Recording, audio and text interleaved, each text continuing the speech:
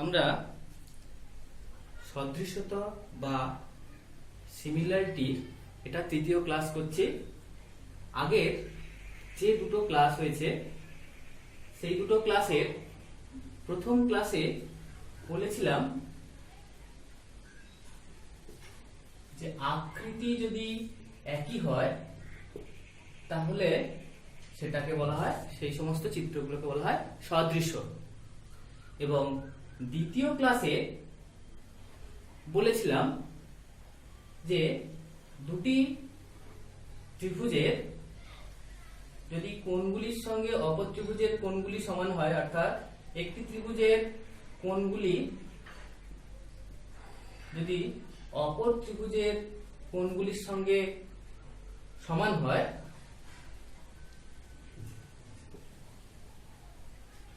এই ত্রিভুজের কোণগুলি এই ত্রিভুজের কোণগুলির সঙ্গে যদি সমান হয় তাহলে আমরা বলতে পারি সদৃশকোণী ত্রিভুজ। এখন আমাদের মনে প্রশ্ন আসতে পারে যে সদৃশ হলেই কি সে সদৃশকোণী হবে, আবার সদৃশকোণী উল্টোটা সদৃশকোণী হলেই কি সদৃশ হবে, অথবা তাদের মধ্যে কি অন্য কোনো সম্পর্ক আছে।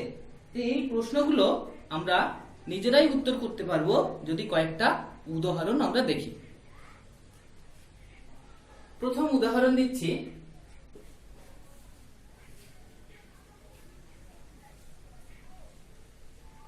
একটা বর্গক্ষেত্র আছে আর একটা আয়তক্ষেত্র আছে। এখানে আমাদের দুটো প্রশ্ন আসতে পারে, ধরো মনে মনে, যে এ কি সদৃশ হবে না সদৃশকোণী হবে না দুটোই হবে। এখন লক্ষ্য করো, এর প্রতিটি কোণ বর্গক্ষেত্রে আমরা জানি 90 ডিগ্রি, আয়তক্ষেত্রের বেলাও প্রতিটি কোণ 90 ডিগ্রি। তাহলে এদের হচ্ছে কোণ সমান,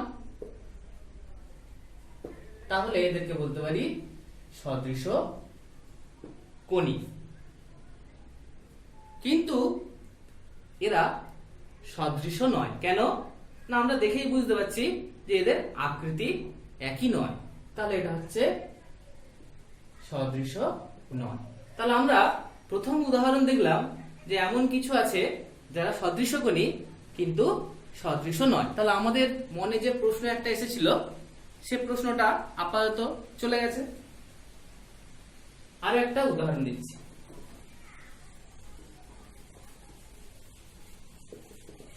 বলছে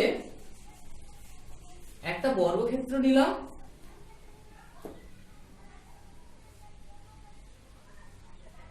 আরেকটি রম্বস নেব, কিন্তু সেটা বর্গক্ষেত্র নয়, এরকম একটি রম্বস।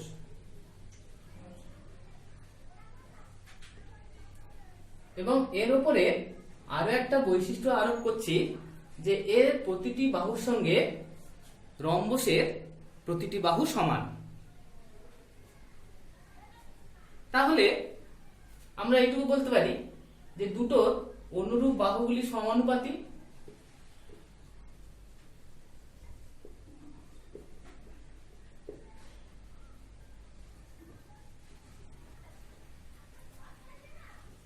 অনুরূপ বাহুগুলি সমানুপাতিক হলে কি হবে, এ তো সমকোণ প্রত্যেকটা, কিন্তু এগুলো সমকোণ নয়। তার মানে আমি বলতে পারি যে যেহেতু দুটোর মানে বর্গক্ষেত্র এবং বর্গক্ষেত্র নয় এরকম একটি রম্বস, দুজনের কোণ সমান নয়, তাহলে এরা সদৃশকোণী নয়। আবার এদের আকৃতিও একই নয়, তাহলে এরা সদৃশ নয়। অর্থাৎ এখানে বুঝতে পারছি অনুরূপ বাহু সমানুপাতিক হলে যে সদৃশকোণী হবে এমনটা হচ্ছে না। আর একটা উদাহরণ দিচ্ছি, ধরো আমরা এখানে বললাম অনুরূপ বাহুগুলি সমানুপাতিক। এবার আমরা অনুরূপ বাহুগুলি সমানুপাতি নয় এরকম আঁকবো। অর্থাৎ দুটোই আয়তক্ষেত্র নিচ্ছি, একটা একটু বড় আর একটা একটু ছোট। যা ধরে নাও মাপ নিচ্ছি, একটা হচ্ছে 3.5 আর একটা 2 আর একটা হচ্ছে 5 আর একটা হচ্ছে 3। তাহলে এখানে আমরা এইটুকু বলতে পারি এদের প্রত্যেকের কোণ 90 ডিগ্রি, এরও প্রত্যেকের কোণ 90 ডিগ্রি। তাহলে এরা হচ্ছে সদৃশকোণী। এখন দেখা যাক যে এরা আকৃতিতে একই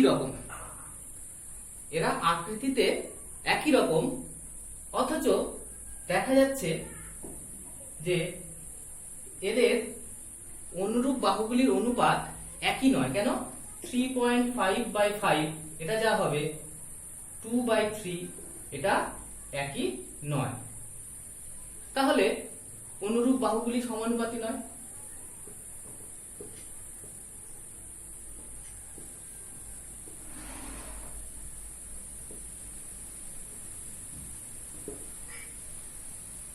এবার আসছি, এরা কি সদৃশ? আমরা যখন সদৃশর উদাহরণ দিয়েছিলাম বলেছিলাম যে কোনো একটা ছবিকে যদি আমি বড় করি তাহলে সে সমান অনুপাতে বড় হয়, তখন তাকে আমরা সদৃশ বলি। অর্থাৎ এক্ষেত্রে দুটো আয়তক্ষেত্র তারা সদৃশ হতে পারে আবার নাও পারে। কেন? যদি তাদের বাহুগুলি সমানুপাতে হয় তাহলে তারা সদৃশ হবে, আর না হলে সদৃশ নয়। তাহলে আমরা এই তিনটে উদাহরণ দিয়ে আমরা এইটুকু বুঝলাম যে চতুর্ভুজের ক্ষেত্রে যে সদৃশ হলে সদৃশকোণী হবে, বা সদৃশকোণী হলে সদৃশ হবে, অথবা অনুরূপ বাহুগুলি সমানুপাতি হলে তাহলে তারা সদৃশকোণী চতুর্ভুজ বলবো, এরকম কিন্তু বলা যাবে না। কিন্তু ত্রিভুজের ক্ষেত্রে এটা একে অপরের পরিপূরক, এবং তার জন্য আমরা আগের সূত্রগুলো দেখেছি যে সমানুপাতি হলে সদৃশকোণী হয়, আবার সদৃশকোণী হলে অনুরূপ বাহুগুলো সমানুপাতে থাকে। এটা কেবলমাত্র ত্রিভুজের ক্ষেত্রে প্রযোজ্য। এখন আমরা একটা উদাহরণ আগে সেটাকে হাতে নাতে দেখব একটা কাগজের সাহায্যে, তারপরে সেখান থেকে ফিরে এসে বাকি অংশটা করব। আমরা দুটি একই মাপের সমকোণী ত্রিভুজ নিয়েছি, দুটো আলাদা আলাদা কালার।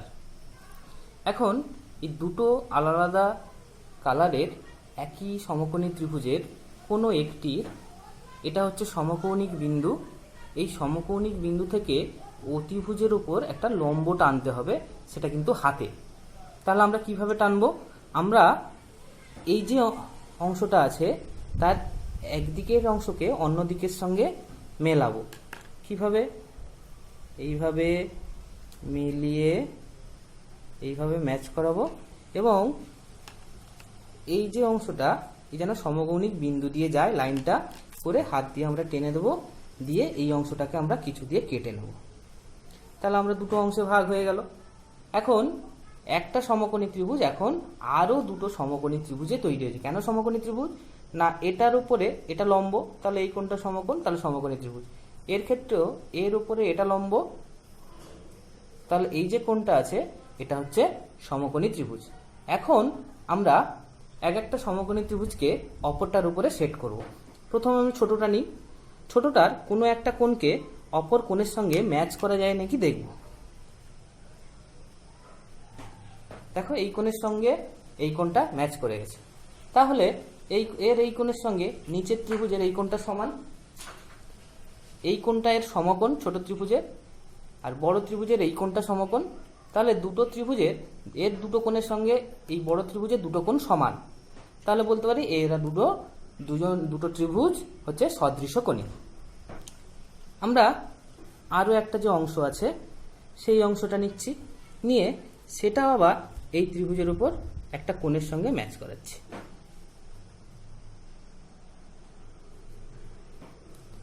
এর সঙ্গে এই কোণ ম্যাচ করে গেছে, এই কোণ সমকোণ, এই কোণ সমকোণ, তাহলে যে দুটো ত্রিভুজ আছে এরা হচ্ছে সদৃশকোণী।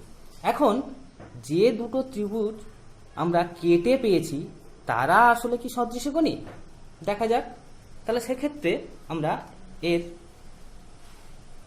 এই কোণের সঙ্গে এই কোণটা ম্যাচ করালাম, দেখো ম্যাচ হয়ে গেছে, মিশে গেছে। তাহলে এই কোণের সঙ্গে এই কোণটা সমান, এই কোণ সমকোণ, এই কোণ সমকোণ, তাহলে এরা দুজন সদৃশ কোণী। তাহলে আমরা পেলাম যে এখানে তিনটে ত্রিভুজ আছে, যে তিনটে ত্রিভুজ, এই তিনটে ত্রিভুজ কি হয়েছে না একে অপরের সদৃশ কোণী। কিন্তু এটা তো আমাদের হাতে নাতে কাজ করলে হবে না, হয়তো মনে হতে পারে যে না আমরা সমান মাপের মাপ নিয়েছি বলে হয়েছে, কিন্তু আমাদের কি দরকার, আমরা সত্যতা প্রমাণ করব যদি তার জ্যামিতিক প্রমাণটা যদি হয়। তাহলে সেই হিসাবে চলো আমরা জ্যামিতিক প্রমাণটা করি। আমরা কাগজের সাহায্যে যেটা দেখলাম যে একটা সমকোণী ত্রিভুজ, তাকে মাঝখান থেকে কেটে একটা নির্দিষ্ট বৈশিষ্ট্য অনুযায়ী কাটা হয়েছে, কেটে সেটাকে একের পর এক অপর ত্রিভুজের উপর সেট করে দেখা যাচ্ছে যে একে অপরের সদৃশ কোণী। এবং তারপরে আমরা জ্যামিতিক প্রমাণটা যতক্ষণ না করছি ততক্ষণ আমরা কিছুতেই বিশ্বাস করতে পারছি না, যার জন্য আমরা জ্যামিতিক প্রমাণে আসছি। তাহলে জ্যামিতিক প্রমাণে আমরা প্রথমে একটা এবিসি একটা সমকোণী ত্রিভুজ নিলাম, এই কোণটা সমকোণ, তাহলে এই বিন্দুকে বলবো আমরা সমকৌণিক বিন্দু। এখন এই সমকৌণিক বিন্দু থেকে অতিভুজের ওপর আমরা একটা লম্ব টানছি, নাম দিলাম এডি। তাহলে এখানে যে তিনটে সমকোণী ত্রিভুজ আছে সেগুলো কি কি, একটা সমকোণী ত্রিভুজ হচ্ছে এবিসি, একটা সমকোণী ত্রিভুজ হচ্ছে এবিডি, আর একটা সমকোণী ত্রিভুজ হচ্ছে এসিডি। এই যে সমকোণী ত্রিভুজ তিনটে আছে এরা পরস্পর সদৃশ কোণী, অর্থাৎ এর সঙ্গে এ সদৃশ কোণী, এর সঙ্গে এ সদৃশ কোণী, এর সঙ্গে এও সদৃশ কোণী। আমরা যদি লক্ষ্য করি যে তিনটি কোণের সঙ্গে কোন ত্রিভুজের অপর ত্রিভুজের তিনটি কোণ সমান, তাহলে সদৃশ কোণী প্রমাণ হবে। এবং আমরা বলেছিলাম প্রমাণের ক্ষেত্রে কি, যদি আমরা দুটোর সঙ্গে দুটো দেখাই এবং তৃতীয়টাকে আমরা যদি অবশিষ্ট বলে লিখে দিই তাও হবে।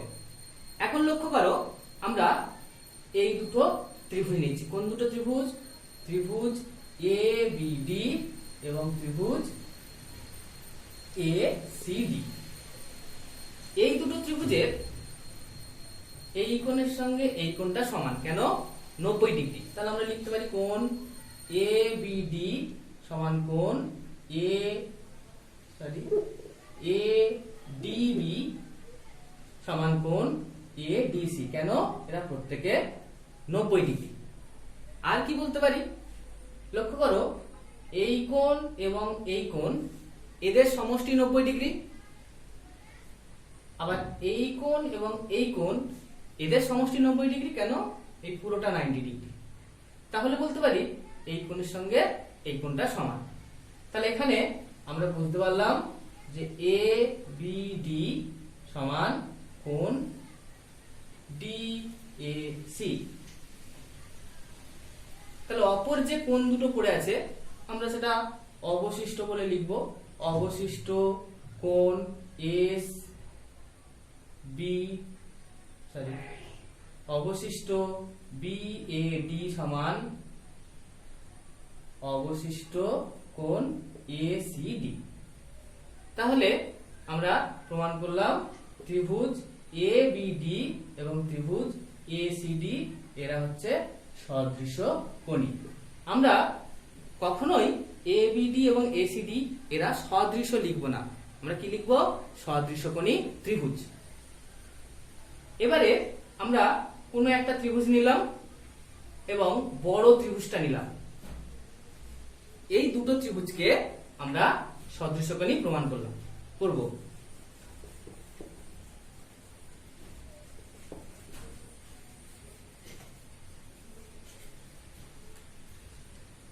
একটা ত্রিভুজ হচ্ছে এবিসি, আর একটা ত্রিভুজ ধরো নিচ্ছি এবিডি। এবিডি এই ত্রিভুজটা এবং বড় ত্রিভুজটা, এর ক্ষেত্রে বলতে পারি এই যে কোণটা আছে এই কোণটা এর পুরো কোণের সঙ্গে সমান 90 ডিগ্রি। তাহলে কোণ যেহেতু আগে এবিসি লিখেছি তাহলে এবিসির কোণটাকে আগে লেখার চেষ্টা করব, PAC সমান কোণ ADB। কেন লিখে দেবো, প্রতিটি কোণ 90 ডিগ্রি। আর কি লক্ষ্য করো, এই যে কোণটা আছে, এই কোণটা যেমন এই ছোট ত্রিভুজের কোণ তেমন এই বড় ত্রিভুজের কোণ। তাহলে কোণ ABC সমান কোণ ABD, ব্র্যাকেটে লিখবো সাধারণ কোণ, অর্থাৎ উভয়েরই কোণ। তাহলে পরেরটা লিখবো অবশিষ্ট এই কোণ সমান অবশিষ্ট এই কোণ। তাহলে আমরা বলতে পারি ত্রিভুজ দুটি সদৃশকোণী। পরের যে ত্রিভুজটা আছে, এই ত্রিভুজটা অর্থাৎ ACD এবং ত্রিভুজ ABC, এদেরকে সদৃশকোণী ঠিক একই রকম ভাবে প্রমাণ করতে পারি।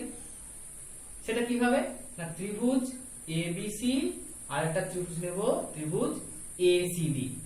তাহলে এদের এই কোণের সঙ্গে এর পুরো কোণটা সমান, অর্থাৎ কোণ ABC সমান কোণ ADC, ব্র্যাকেটে 90 ডিগ্রি। আবার এই যে কোণটা আছে, এই কোণটা এদের সাধারণ কোণ, অর্থাৎ ACB সমান ACD, ব্র্যাকেটে সাধারণ কোণ। এবং পরেরটা লিখবো অবশিষ্ট এই কোণ সমান অবশিষ্ট এই কোণ। তাহলে আমরা পেলাম এই দুটো কোণ, এই দুটো ত্রিভুজ সদৃশকোণী। তাহলে আমরা দেখালাম যে তিনটে ত্রিভুজের প্রতিটি ত্রিভুজের একটির সঙ্গে অপরটির সদৃশকোণী, এবং সেখান থেকে বলতে পারি যে এরা পরস্পর সদৃশকোণী। তাহলে এইভাবে আমাদের এই যে উপপাদ্যটা করা হলো, এর মূল বক্তব্য এটাই ছিল যে একটা সমকোণী ত্রিভুজের সমকৌণিক বিন্দু থেকে অতিভুজের উপর যদি লম্ব হয়, তাহলে যে কটি সমকোণী ত্রিভুজ উৎপন্ন হয় তারা পরস্পর সদৃশ। তাহলে এক্ষেত্রে আমাদের দেখালাম যে তিনটে ত্রিভুজ তৈরি হয়েছে এবং তিনটে ত্রিভুজ পরস্পর সদৃশ। এবং বলে রাখি যে এই যে উপপাদ্যটি যদি গত 20 মাধ্যমিকে না এসে থাকে, তাহলে তোমাদের জন্য খুবই ইম্পর্টেন্ট, অর্থাৎ 21 মাধ্যমিকের জন্য খুবই ইম্পর্টেন্ট। এবং এটা আমার মনে হয় যথেষ্ট সহজ। এবং সেক্ষেত্রে একটু লক্ষ্য রাখবে, বইতে ছবিটা আছে এইরকম, মনে হতে পারে যে বইয়ের মতো যদি না আঁকি তাহলে কি ভুল হবে, সেরকম কোনো ব্যাপার নয়। আমার মনে হয় ছবিটাকে যদি তুমি এইভাবে আঁকো তাহলে আরো বুঝতে সুবিধা হবে যে এই কোণটা 90 ডিগ্রি।